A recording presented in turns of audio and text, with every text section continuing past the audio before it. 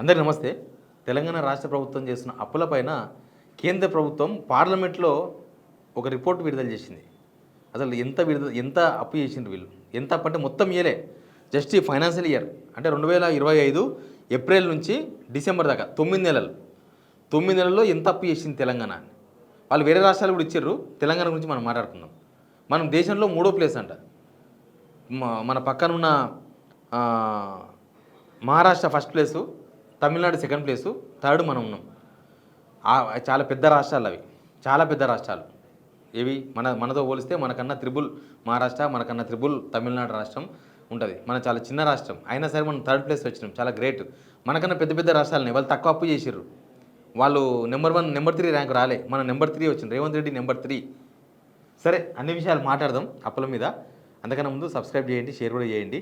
నేను ఇక్కడ టేబుల్ రాసిన. Q1 అంటే April, May, June, first 3 months.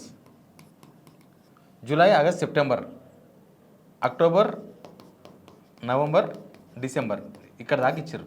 ఇంకా 3 నెలలు ఉంది. మనకు జనవరి అయిపోయింది, ఫిబ్రవరి అయిపోయింది, ఇది మార్చ్. ఇంకా అది రాలేదు.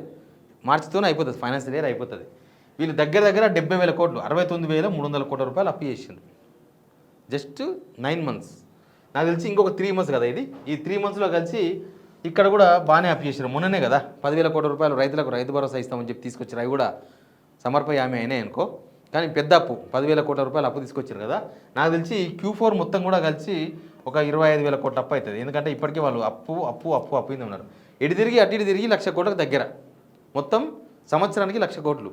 వీళ్ళ గవర్నమెంట్ పనితీరు ఏందో చూడండి ఒకసారి మీరు. 1,00,000 కోట్ల అప్పు, సంవత్సరానికి 1,00,000 కోట్లు చేస్తున్నారు యావరేజ్గా. ఈ గవర్నమెంట్ వచ్చి ఎన్ని నెలలు అయింది? 2 సంవత్సరాల మీద 4 నెలలు అయింది, అంటే 28 నెలలు అయింది. 28 months అయింది.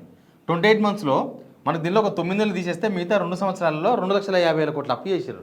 అంటే ఇది ఒక 1,00,000 కోట్లు, అదొక 2.5, మొత్తం 3.5 లక్షల కోట్లు అప్పు చేశారు. యావరేజ్గా ఈ గవర్నమెంట్ సంవత్సరానికి 1,00,000 కోట్లు మినిమం చేస్తుంది. మినిమం, ఇంకా పెంచితే పెరుగుతుంది. సంవత్సరానికి 1,00,000 కోట్లు అంటే ఈ గవర్నమెంట్ 5 సంవత్సరాల్లో 5 లక్షల అప్పు చేస్తుంది అనమాట. మనం మాట్లాడుతున్న మొత్తం కూడా నికర అప్పుల గురించే మాట్లాడుతున్నాం. ఇక సివిల్ సప్లైస్ డిపార్ట్మెంట్లో అప్పు తీసుకొస్తుంటారు, మళ్ళీ వడ్లు కొంటారు, రైతులకు ఇస్తారు, తర్వాత మళ్ళీ వడ్లు కేంద్రానికి ఇస్తే మళ్ళీ పైసలు వస్తాయి, అవి పెట్టి మళ్ళీ లోన్ తీరుస్తారు. అట్లాంటివి లెక్క పెడతలేను. ఎందుకు చెప్తున్నా దాని గురించి స్పెషల్గా అంటే, రేవంత్ రెడ్డి ప్రభుత్వం వచ్చిన కొత్తల ఫైనాన్షియల్ మీద ఒక వైట్ పేపర్ రిలీజ్ చేసి 7 లక్షల కోట్లు అప్పు చేసింది పాత గవర్నమెంట్. 7 లక్షల కోట్లు అని అన్నారు. 7 లక్షల కోట్లు ఫర్ 10 years. కేసీఆర్ గవర్నమెంట్లో 7 లక్షల కోట్లు ఫర్ 10 years అప్పు అని చెప్పిండ్రు. ఈ 7 లక్షల కోట్లలో సివిల్ సప్లయర్స్వి ఒక 50,000 కోట్లు, ఇట్లాంటివి ఉంటాయి. కొన్ని వచ్చేటి ఉంటాయి. అట్లాంటివి అన్నీ తీస్తే 5.5 లక్షల కోట్లు వస్తుంది. మీరు బాగా టాలీ చేయాలి. ఇది 5.5 లక్షల కోట్లు కేసీఆర్ గవర్నమెంట్లో అయినా అప్పు. ఇది పార్లమెంట్ కూడా చెప్పింది. పార్లమెంట్లో కూడా 5.5 లక్షల కోట్లు అని చెప్పిన వాళ్ళు. 3.5 లక్షల కోట్లు ఏమో FRBM పరిధిలో తీసుకొచ్చిండ్రు, మిగతావేమో కార్పొరేషన్లో తీసుకొచ్చిండ్రు. ఇక్కడ వీళ్ళు తీసుకొస్తున్నది, వీళ్ళు చెప్తున్న లెక్క కేవలం FRBM పరిధిలోనే మాట్లాడుతున్నాం. మళ్ళీ వీళ్ళది FRBM పరిధిలోనే మాట్లాడుతున్నాం.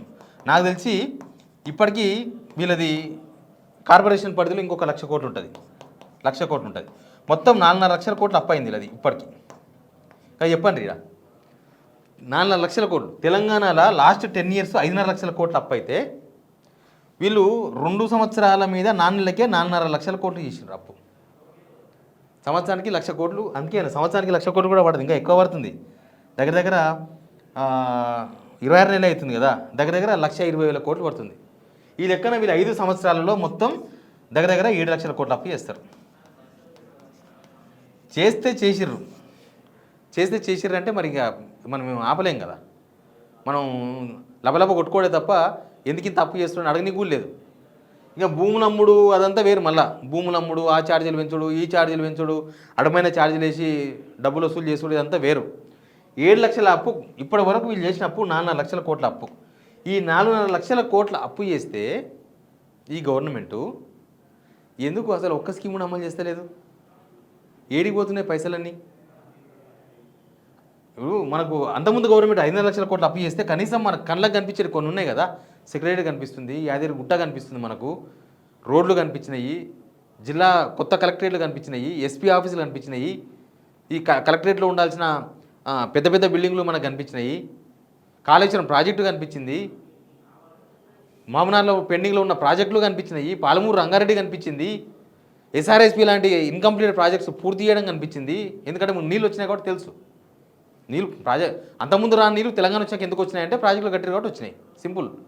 వాళ్ళ ప్రాజెక్టులు కట్టడం వల్ల లాభం లేదనుకుంటే మరి అంతకుముందు కూడా నీళ్ళు రావాలి కదా, కట్టక ముందు కూడా నీళ్ళు రావాలి. కట్టినాగానే వచ్చినాయి కాబట్టి వచ్చినాయని అనుకుంటాం మనం. ఇక మళ్ళా కేసీఆర్ గవర్నమెంట్లో ఒక్క స్కీమ్ కూడా ఆపలేదు. రైతు భరోసా టైంకు పడుతుండే, రుణమాఫీ 4 విడతలు చేసిండ్రు వాళ్ళు. పెన్షన్ వస్తుండే అవ్వలకు తాతలకు అందరికీ పెన్షన్ 2000 రూపాయల పెన్షన్ టెన్షన్గా పడుతుండే. ఇక మళ్ళీ ఆగిపోతుందా వస్తుందా రాదా అనేది వాళ్ళు ఇచ్చిన హామీని నిలబెట్టుకున్నారు వాళ్ళు. ఈ గవర్నమెంట్లో వీళ్ళు రుణమాఫీ సగమే చేసిండ్రు. రైతు భరోసా గురించి ఎంత తక్కువ మాట్లాడుకుంటే అంత మంచిది. ఎందుకంటే రైతు భరోసా ఇచ్చినామని వాళ్ళు చెప్తున్నారు, జనాలకు పోయి చెప్తే బాగుంటుంది. రైతుల దగ్గర పోయి మీకు రైతు భరోసా ఇచ్చినామని చెప్తే రైతులు చూసుకుంటారు, ఇచ్చినా లేదా వాళ్ళు చూసుకుంటారు. అంతకు మించి చేసేది ఏం లేదు, వాళ్ళే చెప్పుకుంటారు, రైతులే చెప్పుకుంటారు. తర్వాత ఇక వీళ్ళు ఫీజు రియంబర్స్మెంట్ ఆపేసిండ్రు, కేసీఆర్ కిట్టు ఆపేసిండ్రు, ఆరోగ్యశ్రీ సరిగా అమలైతే లేదు, అది అక్కడక్కడ ఆడికాడికే ఉంది, అది అక్కడనే ఆపేసిండ్రు. వీళ్ళు ఎక్కడ ఒక రోడ్ వేసేది లేదు, ఓ ఫ్లైఓవర్ కట్టేది లేదు, ఓ బిల్డింగ్ కట్టేది లేదు, ఓ ఇటుక పిల్ల పెట్టేది లేదు. ఏ గవర్నమెంట్ ఆఫీస్ కట్టిన వీళ్ళు ఏం కట్టలేదు. కూలగొట్టినవి ఎక్కువ ఉన్నాయి. వీళ్ళు కట్టినవేమో 0, వీళ్ళు కూలగొట్టినవేమో ఇప్పటికీ 5000 కన్స్ట్రక్షన్స్ కూలగొట్టినారు. మొత్తం 5000 కన్స్ట్రక్షన్స్ మొత్తం తెలంగాణ రాష్ట్ర వ్యాప్తంగా రకరకాల ఏరియాలో చిన్న పండ్ల మార్కెట్లో ఉండే షెడ్ల కానించి స్టార్ట్ చేస్తే పెద్ద పెద్ద భవంతులు, అపార్ట్మెంట్లు, మంచి ఇండ్లు, పర్మిషన్ ఉన్న ఇండ్లు అన్నీ కూలగొట్టేసిండ్రు. అంటే వీళ్ళు కట్టింది ఏమి లేదు, కట్టింది ఇదే గాడిదగుడ్డు అంటారు కదా రేవంత్ రెడ్డి ఎప్పుడు గాడిదగుడ్డు అని. అసలు వీళ్ళ పరిపాలనను అర్థం చేసుకోవడానికి ఈ ఒక్క లెక్క సరిపోతుంది. ఈ ఒక్క లెక్కతోన వీళ్ళ పరిపాలన ఏంది, వీళ్ళ కథ ఏంది, వీళ్ళ అనుభవం ఏంది ఎవ్వరు చెప్పాల్సిన అవసరం లేదు. ఎవరు దీనికి వచ్చి ఎవరు ధర్నాలు చేయాల్సిన అవసరం లేదు, ఎవరు ఏం చెప్పాల్సిన అవసరం లేదు. వీళ్ళు ఏ హామీలు అమలు చేసినాక జనాలకి ఏమి ఇచ్చినాక, ఏదో ఒకటి జనాలకి ఏమి ఇచ్చినాక ఇన్ని లక్షల కోట్లు అప్పు చేసిండ్రు, ఏమి ఇచ్చినాక అప్పు చేసిండ్రు. ఇంత మేము అప్పు తీసుకొచ్చి కాళేశ్వరం అప్పే కట్టినామన్నారు. కాళేశ్వరం అప్పు కట్టారంటే కాళేశ్వరం అప్పు తీర్చలే. ఎంత దరిద్రం అంటే తెలంగాణ ప్రజలకు లెక్కలు రావు, తెలంగాణ ప్రజలంతా మొద్దు అనుకుంటారు. వీళ్ళే తెలివైన వాళ్ళు, మేమే తెలివైన వాళ్ళం అనుకుంటారు. వీళ్ళు కాళేశ్వరం ప్రాజెక్టుకు 7 సంవత్సరాల అప్పు ఉంటే 7 సంవత్సరాలకు 10% ఇంట్రెస్ట్ అప్పు ఉంటే వీళ్ళు 8% ఇంట్రెస్ట్ తీసుకొచ్చి దాన్ని 25 సంవత్సరాలు పొడిగించారు. అంటే మనం నెత్తిన అప్పు 7 సంవత్సరాల నుంచి 20 సంవత్సరాలకు పోయింది అప్పు. ఈఎంఐ తక్కువ అయి ఉండొచ్చు కానీ ఇంట్రెస్ట్ పెరగలే. అది 10% కాదు, నాకు తెలిసి 15% పడుతుంది. నీకు లోన్ డ్యూరేషన్ పెరిగే కొద్దీ, అంటే లోన్ టైం పెరిగే కొద్దీ ఇంట్రెస్ట్ డబల్ అవుతుంటుంది. అసలు కానీ ఇంట్రెస్ట్ ఎక్కువ అవుతుంది.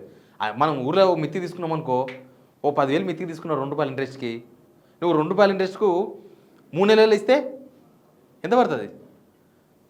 600 పడుతుంది. 10,000కు 200 కదా పడేది, ₹2 ఇంట్రెస్ట్. 3 నెలలు ఇస్తే 600 పడుతుంది. నువ్వు దాన్ని 10 సంవత్సరాలు పెట్టుకున్నావు అనుకో, 10 సంవత్సరాలు పెట్టుకుంటే సంవత్సరానికి కట్టే అప్పే దగ్గర 2400. 10 సంవత్సరాలకు 24,000 అవుతుంది. నువ్వు తీసుకున్న అప్పు 10,000, నీకు అయినా ఇంట్రెస్ట్ 24,000, 2 కలిపితే 34,000 అవుతుంది. సేమ్ వీళ్ళు కాళేశ్వరంలో చేసిన ఘనత కూడా అదే. అందుకే ఇంట్రెస్ట్ లేట్ అయ్యే కొద్దీ ఇంట్రెస్ట్ పెరిగిపోతుంది. తొందరగా ముగించాలి, 10 సంవత్సరాలు ముగించుకోవాలి, తెలంగాణ అప్లకెళ్ళి బయటపడాలని వాళ్ళు 10 సంవత్సరాలు పెట్టుకుంటే ₹10 ఇంట్రెస్ట్ తీసుకొచ్చి 10 సంవత్సరాలు పెట్టుకుంటే 7 సంవత్సరాలు పెట్టుకుంటే వీళ్ళు ₹7 ఇంట్రెస్ట్ తీసుకొచ్చి ₹7 ఇంట్రెస్ట్ 7% అప్పు తీసుకొచ్చి 20 సంవత్సరాలు పెట్టారు. దానివల్ల కూడా తెలంగాణకు బొక్కనే. ఇక వీళ్ళు ఉద్యోగాలకు ఇచ్చినరా, ఏమైనా జీతాలు పెంచినరా, ఏమైనా ఉద్యోగ నియామకాలు చేసి వాళ్ళకి జీతం ఏం చేయలేదు. వీళ్ళు ఒక్క పిక్చర్ చూస్తే ఇంత అప్పు తీసుకొచ్చి ఏం చేసినారు, కాంట్రాక్టర్లకు ఇచ్చి కమిషన్లు తీసుకొని ఏ కేరళ ఎలక్షన్ వస్తే డబ్బులు పంపకమో, ఢిల్లీ ఎలక్షన్ వస్తే డబ్బులు పంపకమో, మహారాష్ట్ర ఎలక్షన్స్ వస్తే వీళ్ళే పేపర్ యాడ్లు ఇవ్వడమో ఇదే చేసినారు తప్ప మిగతా మ్యాటర్ ఎక్కడ కనిపిస్తుంది చెప్పండి? తెలంగాణలో వీళ్ళు ఏం చేసినారు? తట్టడం మట్టి అయితే లేదంటే ఏం చెప్పుకుంటారు? ఓ తండ్రి అప్పు చేసి ఏం చేయకపోతే అరే బాబు అప్పు చేసి ఏం చేసి అడగడా కొడుకు? వీళ్ళు అప్పు చేసి ఏం చేసిండ్రు? వీళ్ళు అప్పు కేసీఆర్ 1,00,000 కోట్ల అప్పు 1,00,000 కోట్లు గోదావరిలో పోసారని చెప్పిండ్రు. 1,00,000 కోట్లు గోదావరిలో పోలేదన్న సంగతి జనాలకు అర్థమైంది. కానీ వీళ్ళు ఉత్తగా ఏం పని పడలేకుండా ఏం పని చేయకుండా సంవత్సరానికి 1,20,000 కోట్ల అప్పు చేస్తుండ్రు. జనాలకు అర్థం కావాలి. ఇది ప్లీజ్ సబ్స్క్రైబ్.